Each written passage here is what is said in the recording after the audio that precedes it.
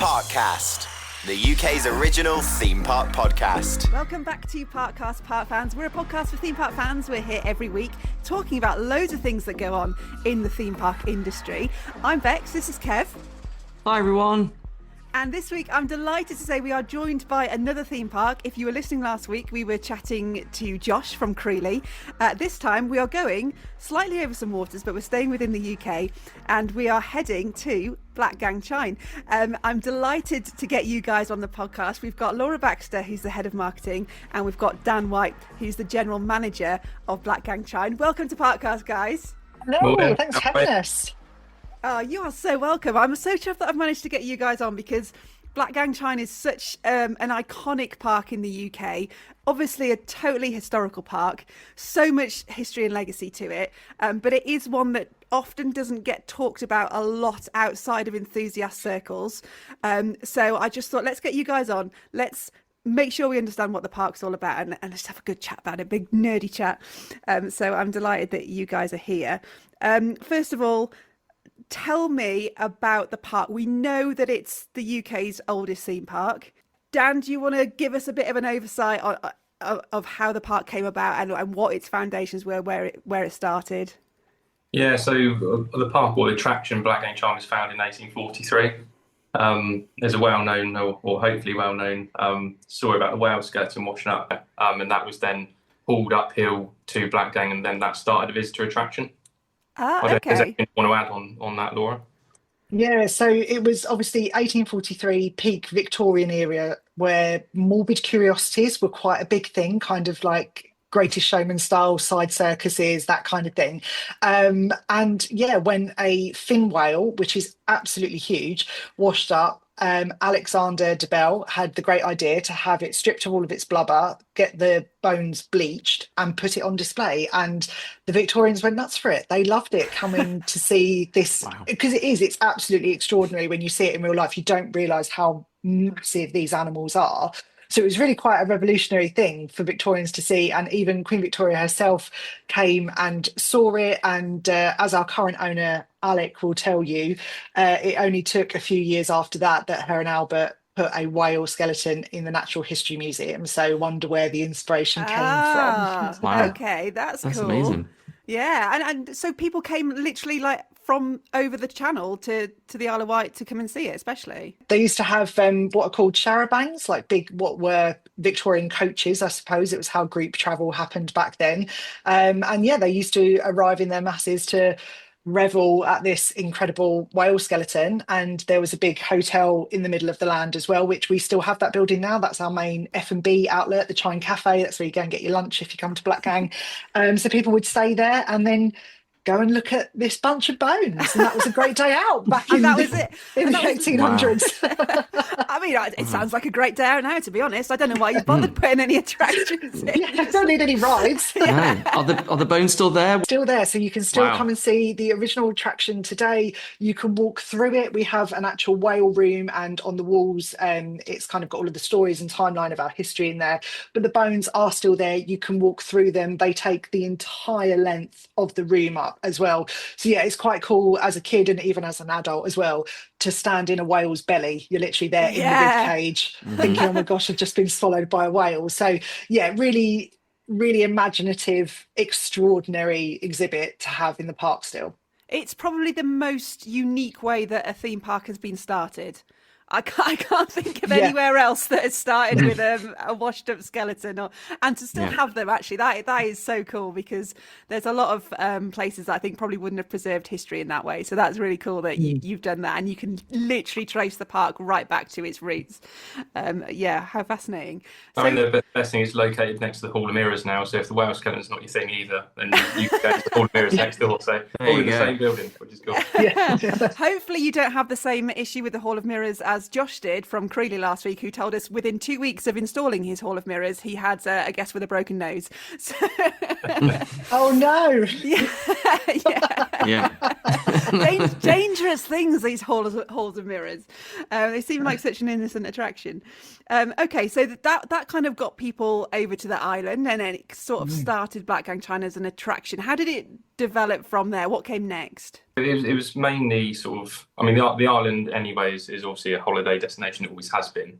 I think the biggest thing for Blackgang sort of development wise was the lights, the old access to the beach. There was light trails from top to bottom, various different routes to go down there. Obviously, that opened up a lot of the old Chine area, which currently isn't here anymore. Obviously, with something we're back to anyway is erosion, but that sort of really transformed people's love for Blackgang, and I think the sort of memories that were made from sort of 10 a.m. to 10 p.m. in the old opening hours was something that really put it on the map. Yeah, definitely. I mean, it's always going to be a challenge, I guess, for you. And Laura, this is probably one of your challenges as the head of marketing, to go, yes, we've obviously got our core audience on the island, but we need to get people over that body of water to get here. What would you say was probably a turning point in kind of making it more well known to the people outside of the Isle of Wight and getting people to travel across from the UK? Or do you still think it is just generally holiday traffic that gets people over there? Yeah, it definitely is. So I would say, I mean, Dan, we'll have to run some kind of more up-to-date postcode data to double check, but I'd be so bold as to say probably 75% of our visitors annually are tourists that come over from the mainland. The Isle of Wight itself only has a population of 142,000, and we actually have an aging population as well. So that means over 60% of our population are over 60.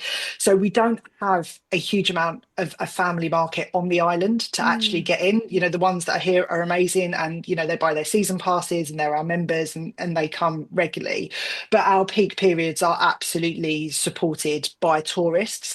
That's definitely something that I would say has become more of a challenge over the years. I think back when Blackgang China, as Dan says, in the days of the Illuminations, was at its absolute peak, was because domestic travel was also at its peak. You know, people didn't go abroad for their holidays. You went to a coastal seaside town, you went to the Isle of Wight, you might have gone inland to country if you were somebody who lived in a coastal town. You couldn't just hop on a cheap package aeroplane deal and go to Europe. So the staycation itself has obviously declined over the years. That does make it more of a challenge. I do think we're just starting to see the tides turn slightly on that. I think the staycation's kind of coming back. I mean, this year potentially in a huge way, thanks to the global situation we've got going on with fuel. Hopefully the Isle of Wight will be able to capitalise on that. Likewise, our friends down at like Creeley and Camel Creek in Cornwall, we hope everyone has a great season. But it is a huge challenge because as much as it is an icon, Blackgang Chine is iconic, it's probably not enough on its own to make you cross the water. So we have to work collaboratively with other island businesses to showcase just what the Isle of Wight has to offer. And you've got to convince people on the Isle of Wight. And then, of course, once you're here, part of your itinerary is that you come to Blackgang Chine. But we've got to show them there's enough of a pool to bring them over for a couple of days, a long weekend, or a whole week's holiday, and look at all this other amazing stuff that's going to fill your week full of memories, and it's going to be great.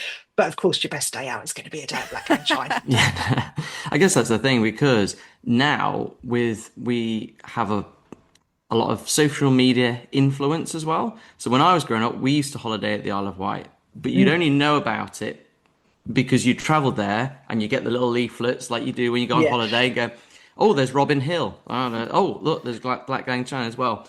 But now, have you noticed any change through the power of like content creators, social media, YouTube, people who visit, film Blackgang Chine? Do you notice a change in that way? Absolutely. I think it's, for a park like us that has these additional challenges, it's absolutely invaluable that you can have that reach and have it in a more cost-effective way. You know, typically print and then distribution, if you want to get the leaflets or whatever it might be out, not a cheap thing to do, right? That's quite a tricky thing to do. Likewise, digital paid is also an expensive thing to do.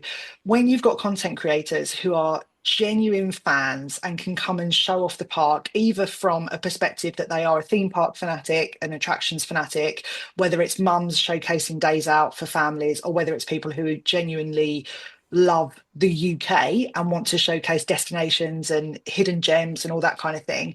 We've been so incredibly lucky. I think because Blackgang Chine has been here for so long, we have a legacy brand. And that means there are people, exactly as you've just said, Kev, that would have come as children that are now famous adults, some, more so than others. For example, we have the most wonderful relationship with the Sugg family. Zoe and Joe came every year as children. They say Blackgang Chine is their Disneyland. And we were lucky enough that Amazing. last year, when we had an opportunity as part of the Jolly Robin, our pirate ship that went into Blackgang Chine, the maintenance team restored one of our old talking bins. So Blackgang Chine has got bins very similar to the Efteling ones that talk as you go round. Zoe's daughter Ottie was obsessed with one of our bins, absolutely loved it. Joe made her own bin at home. He replicated a Blackgang Chine bin, which was extraordinary. So that content in itself went viral and did great things. Yeah. So when I then walked around to look at the Jolly Robin and saw, I had no idea the maintenance team were putting this bin in. I saw it and I was like, I know who can voice this. So I messaged Joe. Joe agreed to voice it. Joe then made all of this amazing content around it, as did we. It even won a Theme Park UK Awards for Best Marketing Campaign. It came third, got the Bronze Award, and it got us a huge amount of coverage. And unbelievably now, it's an attraction in its own right because people come to the park just to hear the Joe Sugg bin because he's got his own fan base. So it's absolutely extraordinary what those partnerships can do for brands and for parks, and especially for people like us, that is quite a niche little thing that probably exists in a lot of people's childhood memories, to be able to nudge them with that and unlock all of that and then think, oh my God, yeah, well, I'm a parent now. I want to go back and experience it with my kids. So we're really lucky that we have that multi-generational and nostalgic pull as well. And if you happen to get some famous faces that also feel like that, that's obviously hugely beneficial for us as well. Yeah, I mean, it's testament to the park, though, that there's one thing to have nostalgia, but that can also be a curse. If you have a childhood memory of somewhere, you go back and you're like, this isn't as I remembered it and I don't like it anymore, or it's gone downhill. So the fact that people are coming back who visited as kids and go, I still love this still embodies what I felt as a child, shows that the park hasn't lost its magic. So that must be really like a great feeling for you guys to think we still do have that appeal, even though you haven't gone down the route of installing a huge giga coaster or something like that. You have managed to retain your magic and it hasn't been lost. Yeah, I think that's echoed with our latest ride install, the train ride in the Rio Grande Zamperla train ride. With that, we could have gone multiple ways with how to theme that. Ultimately, it's the BG Express, Blackgang Express. So with that, we had an opportunity to, we're never one to, whilst we're probably guilty of overstoring things at Blackgang, probably because of this nostalgia, not wanting to ever chuck anything away, which is at times testing, depending on what it is. But we had a lot of old characters that had previously been in the park up to 15 to about 25 years ago, that obviously people would come and take pictures of. And we have I'd say we have a good fan base locally on the island and mainland UK of people that share their memories all the time, and on old historical like pages. This is me back in 1970 with these figurines, these models, etc. So when you then, people just assume you get rid of them. So when you return them, that went down very well with our local demographic and the opening of the ride. And I just think that that's something that we care about. We don't like to necessarily just shut a door on things. We store things, keep it, and one day it always seems to make a return. For example, the bin that got refurbished that Laura was just talking about, again, that had been in storage for 10, 15 years, but it doesn't get chucked away. It gets restored, and then you hold that sort of old school but modern look. Yeah, what's the percentage balance like then, Dan, with that? When you look at preserving and maintaining historical and older elements of the park to adding brand new things, what's the balance like? That's a good question. I mean, in recent years, obviously what our direction's been is rides. So obviously we've gone from 2022 putting in 2 new rides there. We had 3. We did have also the coaster, which we moved on, but we bought the Zamperla Discovery 16, which is Extinction known here. that put us on the map for having that bit of thrill ride. So what the direction of that has been is, one brand new ride, a couple of refurbished rides gone in. So they are effectively new additions, but we've got to move with the times and recognise we are a theme park. So obviously rides are important. But then when it comes to sort of the old school theming, all of even the animatronics. I mean, Rumpus Mansion is a great one. I mean, Laura, do you want to give us an update on Rumpus Mansion? I know it's one of your favourite attractions. It is my favourite attraction. I love it, but it's also a big fandom. So I'll tell you why Rumpus Mansion is so special. I think so many parks have that like one iconic attraction. Partly because the actual experience itself obviously embodies everything that Blackgang Chine is. It is like a spooky house walk through with all of these amazing, weird and wonderful like goblin and gargoyle type creatures that are all animatronic and move, and it tells a story as you go through, and it's fantastic. However, what is another part of making Blackgang Chine so unique as a park is it's in an existing building. So Blackgang Chine was a village, and over the years, the DeBell family bought up all of the properties in the village, and they have become part of the park.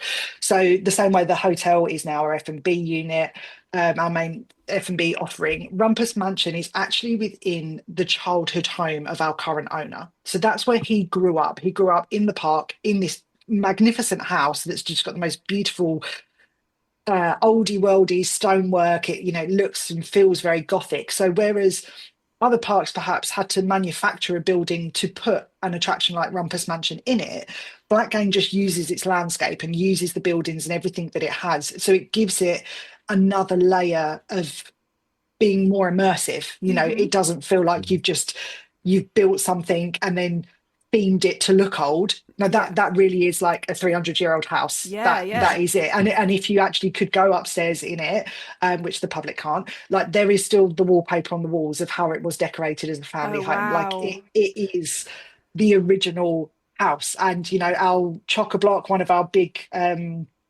F&B outlets for the famous Blackgang donuts, again, that was a little cottage that members of staff used to live in over the years. So I think you just have this next level of immersion at Blackgang Chine. Same way with our landscape. Obviously it's a huge challenge for us, but it's also a huge opportunity. You walk up to Cowboy Town, the most immersive part of the park, my favorite part to go and people watch up there, and you think you've walked onto a Hollywood set.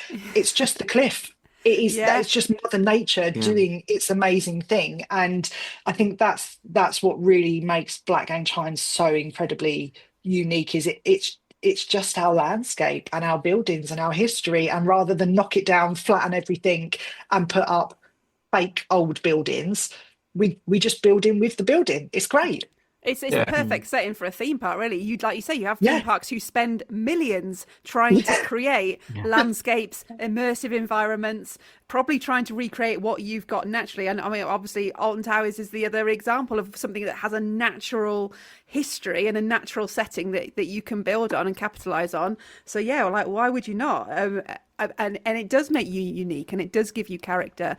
I need to hear more about these famous Blackgang donuts. I was like, hang on a minute, donuts? Yeah, you got to come over and sample them. You don't need to ask me twice. Perfect. You mentioned in there, obviously, you've got all these animatronics. Dan, I guess this falls into your remit as a general manager to manage the maintenance of things like that. We know animatronics can be temperamental, even modern ones. There must be more of a challenge with older ones that you're trying to keep running and working.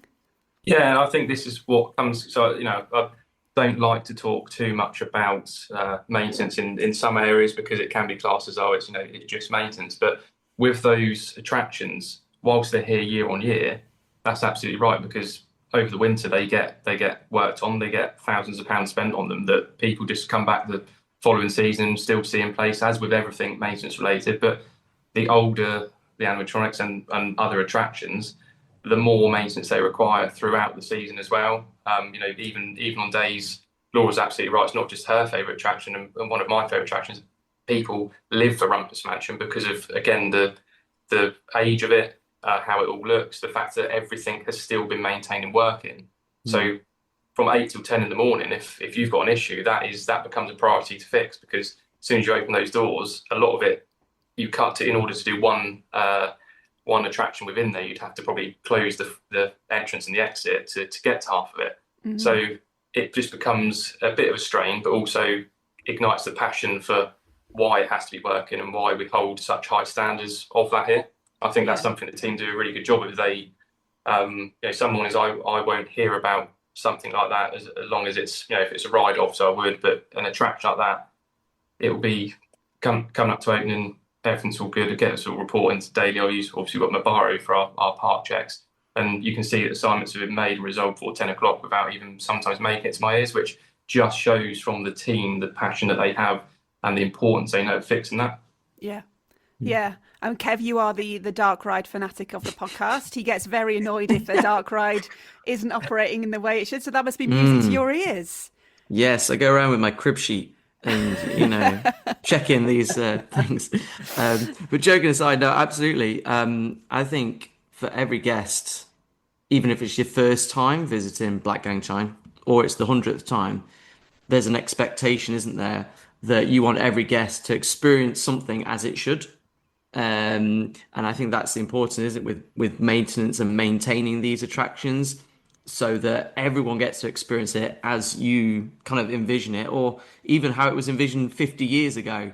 So it is such an important part of any interactive walkthrough, dark ride, whatever attraction you've got, that it's working at the capacity you want it to be. Isn't that right? Yeah, no, I think I know Laura, believe she briefly just mentioned it, but the gold award we got for the customer service at last year's UK Theme Park Awards, the maintenance side, whilst they're not customer facing, the importance of that customer journey starts with them. They're the first on site every morning, and the day goes from there. So they play a bigger part probably what they realise in terms of the guest experience, whilst they might not be the people serving those donuts. It's all ties in together, doesn't it? Yeah. And I think it's important that you as a part recognise that as well, and you do appreciate the importance of them, and that can make or break a customer service experience. How hard do you find it to recruit and retain that kind of talent and skill on an island? Mixed, really. I mean, a firm believer in terms of obviously industry contacts key in any industry, but especially our industry and being on the Isle of Wight is a higher importance for us, I'd say. The maintenance team we have are great, and obviously we aren't going to find more ride engineers on the island, being the only place. Well, there are a few smaller rides, but sort of the calibre of rides we've got, things like that are important. So we have good relationships. It's locally as Portman's Park, for example, as well, and up and down the country, which is very important for us. Mm-hmm. Yeah. And you mentioned earlier that there has been a shift in focus over the last few years to more ride-based installations. Is that based on a gut feeling, or was that a market research that said, no, this is where we have to go? How did that sort of come about? Yeah, I think ultimately it comes down to trying to stay where you are. I mean, the park, the water slide that was in, I believe, when in the 90s, early 90s, the pirate barrels, which are teacups, sort of ride the same. And also we did have the coaster, which was again on the map. People think, oh, you've got a roller coaster at a theme park, that fits well, obviously. But then the move of that was aging, moved that on to get 2 new rides, then a brand new ride and a couple of refurbished ones as well, which we already owned. I think the reason for doing that is because you can't sit still. So there is an expectation from island residents, and whilst they are, as Laura said, probably only 25% of our visitors every year, you can't keep doing the same every year. You've got to add, and you've got to justify then with the ongoing forever fixed costs that are in this industry now. You've got to add to try and to make the business more stable. Yeah. I guess it's a double-edged sword, because you do put these new installations in and rides come in, and yes, that makes it more marketable, I guess, makes Laura's job a little bit easier to have a song and dance about something exciting. But that does come with their own issues, and they are more temperamental than a static installation. So I guess you've got to balance that. Absolutely, yeah. I think Laura can probably comment on. I think we've got some very good procedures in place. Anyway, for the sort of the comms between marketing, engineering, myself included in that. So I think any time that we do sort of, as with any park, have those little niggles, I think it's pretty well organised, and I think Laura would probably agree on that. Or if you want to add anything there, Laura. Yeah, no, definitely. I think it's a real, like you say, as Dan has said, you can't just stand still. You do have to move forward. You do have to not just for yourself as a part, but your audience. They will love you, of course they do, and we have really really deep fans. But you got to give people a reason to come back. And I think expectations from consumers now are so huge. And I think because of everything else that's going on in the world and because people are more thoughtful with their money, you've got to give them an incredible experience. And they're more likely to choose you if it's not a complete replica of the last day out that they had, even if that last day out was phenomenal. They want to see something different. I think the general rule at Blackgang is that we don't reinvent, we reimagine. And I think, as Dan said, the train ride is a really great example of that, where yes, it is a new addition to Blackgang Chine, but it's been completely tied back to what we know everybody loves about Blackgang Chine. As much as, of course, we'd all love to see a roller coaster back, of course we would. The coaster that we had wasn't massive. It wasn't a huge. It wasn't a huge one. Would a huge one fit with Blackgang Chine? Probably not, actually. No, it isn't the right offering to have there. But putting in pirate ships that are really well themed and live on Pirate Cove, where we've also got static wooden play ships that people go on and play, and the kids have got cannons. Well, I say the kids, the adults as well. You can all squirt each other with the cannons and stuff. And Pirate Cove is our beautiful clifftop part of the park that's open for our summer events, where we have those and you're looking out onto the sea. So again, it's making sure that whatever we do bring in is still very Blackgang. I think other parks are able, and don't get me wrong, of course they do a great job of theming things, but it wouldn't make sense for us to bring something really big, really wild in. We're never going to be that type of park, and I don't think our fans would want us to be either. Yeah. Josh was saying the same thing last week, wasn't he, Kev, about Creeley, and when he's talking about installations and what he could buy or couldn't buy, but he has to come back to, well, what does our audience want? And it's not a 200-foot Intamin Giga coaster. It's it just wouldn't work, because as he said, you'd build that. And then, so you might get thrill seekers come for that, but then there's nothing else for them. So you're going to annoy your core audience who can't go on it, and at the same time annoy the thrill seekers who go, well, I've come for that one ride, but now there's nothing else. Because I think ultimately on that note, everything's about capacity in terms of your offering. So we all know for the price of 4 rides, or for the price of 1 ride or 4, depending on what it is. So to be able to offer more is also better value for money, in my opinion. And I like how obviously with Blackgang Chine you've got you lean into your history as well, so with the whole smugglers, and obviously you got the really famous entranceway with the giant smuggler with the barrel, and that's great that you still lean into that with all the pirates and everything, and I think that's its appeal, isn't it? It's finding that balance of what you're installing and why you're installing it, and does it make sense for this park. And obviously for Blackgang Chine, a lot of its charm is in its quirky themed like walkthroughs and towns and themed areas. So I guess that's again going back to that question about balance, isn't it? Yeah, and a lot of people associate play areas with playgrounds, so vertical structures with swings, ropes, net bridges, things like that. And whilst we do have a small amount of those, we have Cowboy Town, we have Area 5 Dinosaur Area, we have Nursery Land, we have such large themed areas that is your playground. That, and I think people can sort of forget that when you look at a park map. It's you see your different areas, and on that note, the new park map we did this year, which I'm sure Laura will talk about in a minute, is excellent because it shows that just the amount of theming, and everywhere you move around the park you enter a new zone. And I think it's almost like when you just walk down one single path between the rides, it's like there's no theming for 30 yards. And you're almost shocked because you just enter different areas all the time. But that land of imagination, that sort of immersive play is the playground. I think that's what Blackgang's really good at. Yeah, it's almost like one massive playground, one safe environment where if you've got kids, it's like, yeah, come on, let's run wild, and you can go where you want. It doesn't have to be confined. Let's talk about this park map then. Now I love a park map. I'm a theme park nerd. We love a park map. We love a printed park map, by the way. Yes. Is that an option? It is absolutely. It's Oh, essential. good. Good. Yeah, We're no, going. please. Yeah, we're going. We're going to get you guys over, haven't we? You need to come and experience yes. it. Yeah, no, we. So what's really fascinating about Blackgang Chine is because of its landscape and because of its terrain, it's really hard on flat 2D paper to get a decent wayfinder because everything is very higgledy-piggledy. It's on different levels, it's up hills, there's trees everywhere, there's planting everywhere. And it's actually quite hard. Like if you send a drone up above Blackgang Chine, a lot of it looks like a forest. You know, there's huge tree canopies everywhere, and actually it's really hard to plot the actual roads and paths that you walk through. I always had a bit of a bugbear with our park map when I joined because it just didn't make sense as a wayfinder. I didn't like it. And whilst I get that theme park maps and attraction maps, it's almost like you want it to look exciting and visual and the wayfinding second, which I totally understand. It has a time and place, and you might make certain things bigger because you want people to go to that area, all that kind of jazz, but it also needed to make sense.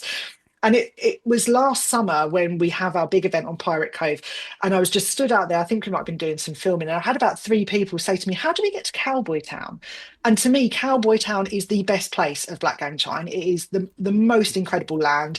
Everyone should spend at least an hour up there. How have you got to this point in the day and you've not been to Cowboy Town? How have you missed it? Clearly, we've got an issue here with our wayfinding. We need to fix that. I think the other thing that was the issue with the previous map is because it had been done a few years back when a new attraction was new, that was obviously inflated and made to look really big on the map. That's no longer the key new attraction. Actually, some of our newer attractions, because they've just been added in, to the main map, they were quite small. It didn't really work, so it all needed redoing. But the other issue is Blackgang Chine, when you come into it, it's almost like a J. It's like a hockey stick shape. Like when you come in through the smuggler, you either go that way up the hill or you come this way and it curves back round, and that's kind of our rides area. But we had a landscape map and that made no sense. And I actually went back through, as Dan said, where I want to say we're hoarders, where we just like to keep, we're sentimental, we like to keep hold of things. And I thought, I'm just going to flick back through some old leaflets. And it was a leaflet probably from about 15 plus years ago. And the map was portrait. And I looked at it and I was like, this makes sense. I can work this out. I know how to navigate the park now from looking at this. Yeah. Why did we ever change it? What happened? I'm like, no, okay, we need to sort this out. And we're really lucky. We work with an incredible designer and illustrator, Courtney Summers, who people may know from LinkedIn. She went viral last year, and we're lucky enough that we work with her. And I said to her, Courtney, I need a new map. I said, but I want the cliff back in it. I want the sea in it, because we'd completely removed the edge of the park. And actually looking at a map and then seeing, oh yeah, that's right, the sea is supposed to be to the right of me, suddenly makes everything so much more easy to navigate. Yeah. So I was like, let's put the cliff back in. And there's kind of always been a bit of controversy around that, because our cliff does cause a lot of controversy and we get lots of press about it, not always in the most positive light.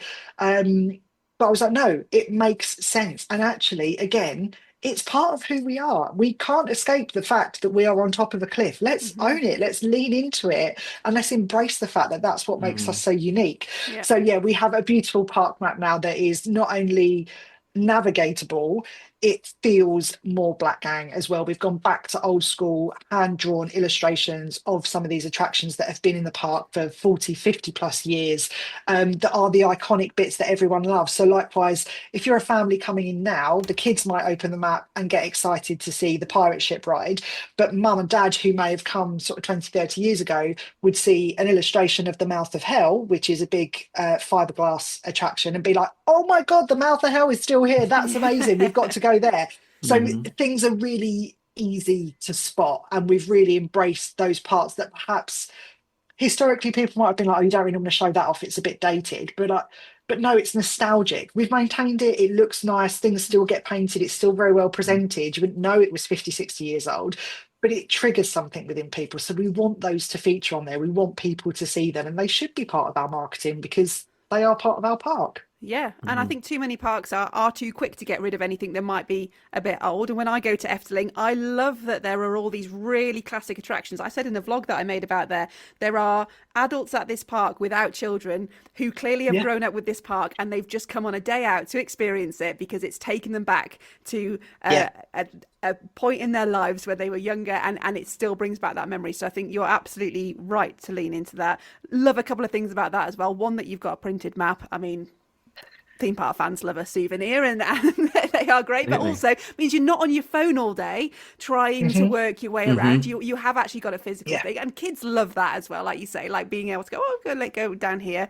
And also that you haven't used AI to do it. You've used an illustrator, and you've done it properly. And it's a bugbear in the theme park industry at the moment that things are going the other way. And I think, for a small park, for you to embrace that and go, no, we are going to do it right. We're going to lean into our heritage, and we are going to use an illustrator to do our park map, and we're going to get that park map printed.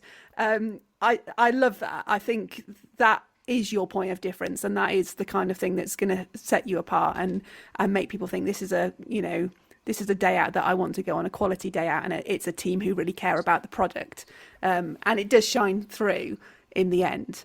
So yeah, absolutely love that for you guys. In terms of you've mentioned the cliff, and it doesn't, it's a, I suppose, a curse, and like you say, at the same time, something that is iconic for you. How difficult is that for you from a marketing point of view to deal with? It's a real mixed bag. So I would say this winter we faced our biggest challenge in that not a lot happens on the Isle of Wight in the winter. It kind of all shuts down. It's pretty quiet, and I'll go ahead and say it. People get bored, and people like to make mountains out of molehills. And we had a period over the winter where I think it happened across most of the country. Was it January where it rained every day in January? Like we hit 2026. I remember seeing the news reports like there hasn't been a dry day yet in 2026. And it's really bad. So when obviously that happens, everything looks worse, right? So we've got parts of the cliff that it's completely, I'm no geologist, but it's made up from different materials at different points in the park. So there are parts of it that are hard rock, chalk, is absolutely not going anywhere. There's parts on the outskirts that are made up of slipper clay, and you do get movement from that. Now, we have got local drone enthusiasts that like to send a drone up and take some pictures and take some videos, and then love to put those on our local community groups, because the Isle of Wight obviously has a very small knit community, and they go wild. It's like the clickbait of the Daily Mail headline, like people love it, and it goes wild and it blows up.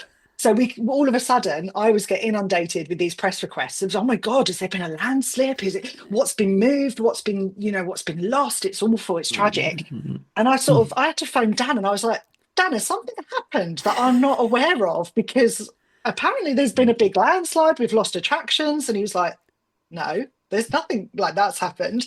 And as it is, we are really prepared as you can be for it. Okay, this is something that we have dealt with for 183 years. No one knows the Blackgang landscape better than the people that work at Blackgang Chine. It is something we plan for every year.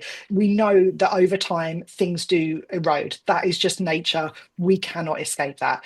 We have huge precautionary measures within the park. We have movement sensors, and we also now use a fantastic local drone company that isn't just like videography drones. It does heat mapping and 3D mapping, and it gives us reports, and we can see exactly month to month, or we can bring the frequency of that forward to check what has moved and what has changed over that time.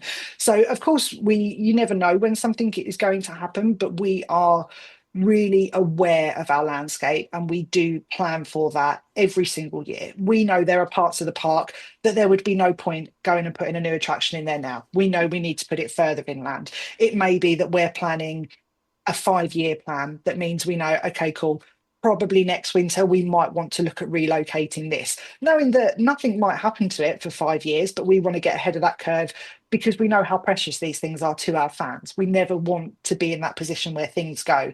I think it was back in 1994 that there was a big extreme landslide that no one was expecting, and there was a big load of movement, and some of our dinosaurs were lost, and Cowboy Town ended up being relocated to where it is now, which actually makes so much more sense and looks so much better up there. I'm just going to say, sometimes these things are like a blessing in Yeah. disguise, and you come out better Yeah. off at the end of it. But yeah, it's something that people like to, I would say, over dramatize, but that's press and PR, right? That's what it is. Yeah. People want the big, exciting headline. They don't just want Blackgang Chine sees like 10 centimeters of slippage this year. They Yeah. want it's going, go Oh, this yeah. year, or you won't be able to see it again. Like, I can promise you, Mhm. it isn't going anywhere anytime soon. And I don't think people also realize how much land we own, and because of our unusual terrain, how many little pockets of space there are that we can just keep shuffling things around a little bit. And that in itself makes things more exciting, because it's a new route, it's a new path, it can feel like a completely new space, even if we've just taken out a few plants, rerouted a path, and just made it feel more exciting. Yeah, So unfortunately, yeah, it's one of those things, isn't it? We in the industry, any slight tiny little thing that media like to pick up on, it's then blown yeah. up, and it's unfortunately it's one of those things, isn't it? But I mean, what's the most recent thing you've had to move? Is there anything recently that you've had to move, or is So everything okay at the moment? it's so this winter we moved Evolution, which was our drop tower, and this is actually a really good opportunity to clarify, because again, everyone thinks it came down because of the cliff and it was too close.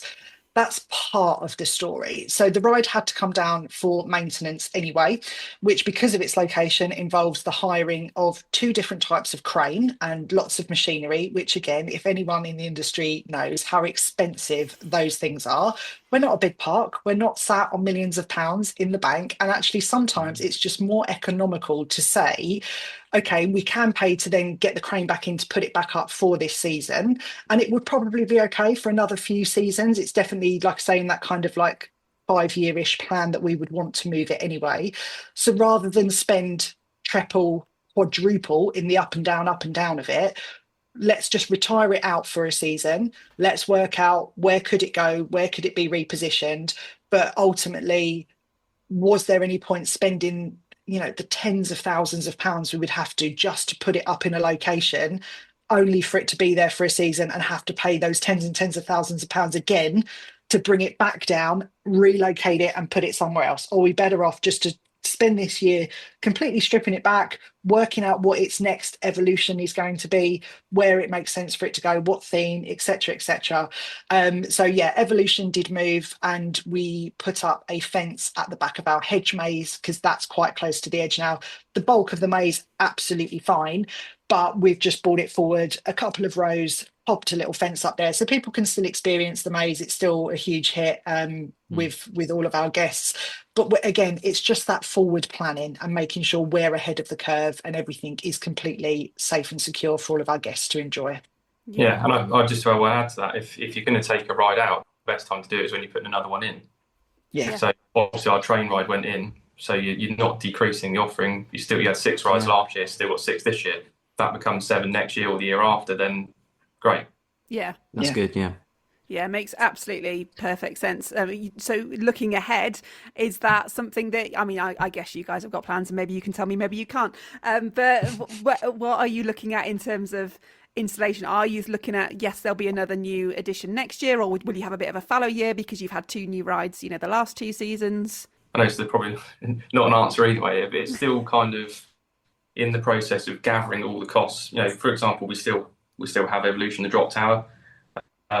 We know it needs a bit of money spent on it, just due to the ongoing maintenance of rides. But I think as well, it's a case of, as Laura just said, when with Blackgang, and then not to focus too much on the location, where you want to put it, for example, will depend on the current, electrical supply to that area, the ground that's there, the footings that need to go, and all the costs that come with it. And it's also a case of a bigger plan of what else do we want to do in that area? Because the last thing we want to do is effectively fence ourselves in and then think, if we could just put that 20 metres to the left, we could have had access to something else beyond it. Yeah. So I think we're still up for debate in a couple of areas that we've got. We've got a nice gardens area that people absolutely loved, and the old sawmill gardens. It's been closed now for well, all my time at Blackgang, but a few years before as well. So that area, has been maintained. So whilst it's shut to the public, it still gets maintained. There's sort of access to the water slide around there. So those sort of bits, and we've just done in the past 3 years, we've done 3 ride installs. So I think the customers and the Isle of Wight residents have seen that sort of commitment on that front. And I think just in terms of building the budgets, you can never, like taking the drop tower out this winter, which we decided to do, we had a project ongoing. You can never be, as Laura said, it's one of the wettest winters we've had. You can never be sure of how that budget changes due to the conditions on site as well. Yeah. So there's lots to factor in of contingency there for better or worse. But I think there's still a lot of debate of what we want to do with things. We're not against either way. We just don't want to rush and ultimately see what the summer does as well, and not to sort of go into too much depth there. But the Isle of Wight tourism, our main focus is working with everyone else to make sure that stays strong. Or ultimately hopefully gets better. So there's that would affect ongoing budgets. Being plain and simple. Yeah, and it's really important to remember, I think, that when you are a small park, these things are tight, and you don't have like big investor deep pockets somewhere that you can go, oh, we just need an extra few million for this. It's such a balance all the time, and obviously there are pressures on businesses at the moment just to survive. Why do you think that Blackgang Chine has survived? We've seen the loss of smaller parks, even in the last few years. We've lost them in the UK on the mainland. How have you guys managed to weather that? I would say, there's credit to the business owner, Alec. I mean, he has a strong commitment, not just to Blackgang, but to the island. I think so that's something he's always sort of, Blackgang is the Isle of Wight, which is a good mindset to have. But I think as well, we've technically in areas upsized, in other areas downsized, and sometimes those processes aren't easy to navigate, but we've ultimately had to adapt in those areas to get where we are. So some things are more enjoyable to do than others, but I'd say look, me and Laura sort of both started our Blackgang journey 2 months apart, so we've kind of been in it together from the same point. I don't know what your sort of viewpoint is in those 4 years, Laura, but I think we've had to adapt to a lot. But one thing that's clear to me is the passion that we've sort of been on board with is ultimately why we survive, because I think the work rate we put in every single day, I'm not a person to say I work 7 days a week, but I will be available if I'm not on site for the better cause of the business. And that's what I think we all share. Yeah, and I think I'd imagine that's quite a nice trend that you see a lot amongst a lot of small parks, especially the family owned. I mean, Blackgang Chine is 5th generation owned. It's the oldest in the UK, 3rd in the world, but there's some debate around that. But it's in the same family. Like, that passion and that legacy is absolutely huge. And when you've been around that long, to try and compare it to another consumer brand that they've been around for donkeys, heritage brand, even like Jaguar, like as a car, long-standing brands that have a brand. We're not just a park, we are a brand because we mean something to people, and we exist in the memory of millions of people that have visited us in that 183 years. And I think it is the passion from the people within the business to make sure that doesn't die, because the people that came to Blackgang in its heyday, when the Isle of Wight was in its heyday and it was the go-to destination, that generation is dying out now. So we've either got to have relied on the fact that they instilled it in their children, and now their children, that it was such a special place to go, they want to keep up that family tradition and that legacy. And we do see that people literally, we call it like an annual pilgrimage to Blackgang Chine. People have to have their holiday on the Isle of Wight and they have to come to Blackgang Chine, and we get messages from families like that every year. And it is what keeps our passion going, because people love it so much. But of course we have adapted, as Dan says, not just in park to the way consumers want to experience things now, making sure we have got something for everyone. So you've got the fiberglass statues for the for the mums and dads and the nans and granddads that remember it, but you've got the new moving animatronics for the kids, or you've got the rides for the kids that expect a totally different experience these days. But of course, we've adapted the marketing as well. As you say, it's not enough now just to have leaflets in service stations anymore. We've had to go completely digital. We've had to catch up with the times, make sure that our UX and our customer journey and everything is spot on, and we've got no friction within our purchasing process, that we're getting the level of coverage that we need, that we're using influencers, that we're using PR, and just making sure we do the best possible job that we can with what we've got. Because, like as Dan said, as you guys will know, within this industry, you've got groups, you've got corporates, you've got big people with huge teams and huge deep pockets, and then you've got small little independents that really are small little independents with very small budgets. So if you don't have the right people in the team pushing that passion and that drive for the park, it probably wouldn't have worked. But I think we always say it consumes you, doesn't it, Dan? We say like Blackgang Chine, it just once it's got a hold of you, you don't ever want to move on from it. Like, and you want to see it through, and you want it to win. I want it to be here. I want it to be my children's first job. You know, we pride ourselves on giving a lot of island residents their first job at Blackgang. You come and you know, spend a summer with us scooping ice cream or doing whatever it might be. You know, I want it here for the next all those generations, so that my grandkids are also going to scoop ice cream and getting their first job. It means so much to so many people. We don't want to be the ones to stop that. And I can imagine as well as like looking at people enjoying themselves at the park is probably up there. Would you say, Laura, is like your favourite thing about it as well? I just think like how joyful that our product is joy. That we are selling memories for people that will stay with them from kids now experiencing it through to adulthood. They will recall that day. We all do it. I think that is the joy of working in the attractions industry, is that is literally the product you are selling. And yeah, nothing makes me happier than going out into the park when it's busy, up to Cowboy Town. I'll go and get myself a drink, stand in a little bit of shade and just people watch. And to watch fully grown men don a cowboy hat and a bandana and chase their kids around with fun snaps. And I just think how amazing for them, because I always think, oh, I bet you've got some really important corporate job back in London. You're in a suit, you're in a skyscraper. And now you're on holiday being a kid again with your kid, making memories that all of you are never going to forget. And I think it's a privilege. I think the fact that we get to create that and be a part of people's family memories, what a privilege that is. Yeah, including our own as well, isn't it? My little boy's only 16 months old, but when we opened the train ride, well, obviously he's not big enough to go on it yet. It's having him here that evening and sort of enjoying the water pillow and seeing him for the first sort of time, on his own, sort of walking and enjoying it was a proud moment for me. Makes me sort of think those sort of amount of effort in is really rewarding. Yeah, that's amazing. You've experienced it for your family, and you know that others will as well. Right, thank you so much, guys, for coming on. Before you go, Laura, I'm just going to put you on the spot as the marketing person. For anyone who's not been to Blackgang Chine, why should they come and see you this summer?